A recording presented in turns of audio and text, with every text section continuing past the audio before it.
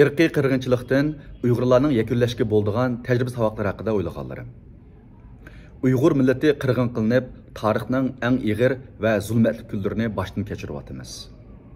Bu irqiy qirg'inchilikdan biz tuvandagidek bir necha nuqtada tajriba yakunlay olishimiz mumkin. Birinchi, eng kuchli irodaga ega bo'lish. Ig'ir kunlar, jafo mushaqqatlar har qanday kishini tavlaydi. Uyg'ur millati qirg'inchilik orqali o'rganadigan birinchi ish o'zining irodasini tavlash. Har qanday qiyinchilik bosh egmaydigan bo'lish. Chunki biz o'limdan aman qolguchilarmiz. O'limdanmi ortiq yo'qotish bo'lmaydi.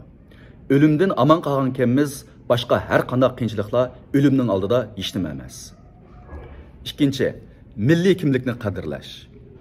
Uyg'urlar duch kelgan irqiy qirg'inchilik bizga oldi bilan o'zimizning milliy kimligini texmi yaxshi tanitdi.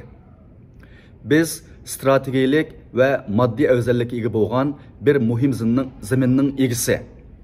Uyg'ur millatimiz. Uyg'urlar hayotiy kuchga, tarixiy saltanatga, kuchlik va rangdor madaniyatga ega bir xalq. Dushman dal bu nuqtadan bizni hujum nishoni qildi. Uchinchi, kuchlik birlik va hamkorlik sipi barpo qilish. Bir-birimizga haqiqiy ko'yimchan bo'lish, birlashgan bo'lish. Ammo dushman va dushmanning himoyachiligiga qarshi rahimsiz bo'lish. Biz qirg'inchilikqa hammamiz o'rtaq duch kelyapmiz. Bu o'zimizning birligimizni unutganlar uchun doimliq eslatma bo'lishi kerak. Kimligimizni biz unutsaqmi, dushman hargiz unutmaydi. Qirg'inchilikqa uchrab turibmi, o'zaro mehr muhabbat berolmasak, o'zaro birlasholmasak, bizga boshqalarning zulm qilishi haqliq bo'ladi degan so'z. To'rtinchi, vatan uchun fidokorlik qilish ruhi.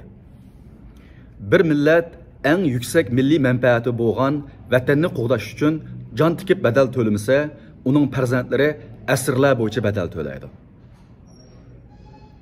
Beshinchi, har bir Uyg'ur o'zimizni kuchlantirishimiz kerak. Qirg'inchilikni ko'pincha hollarda kuchliklar ojizlarga qarshi elib boradi.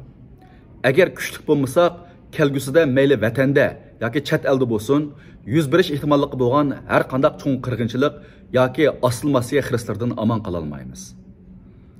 Kuchlik bo'lish asosligi iqtisodiy jihatda kuchlik bo'lish, ma'rif va ilm-fanni kuchlik bo'lish, birlashish va mudofaat kuchlik bo'lishdan iborat.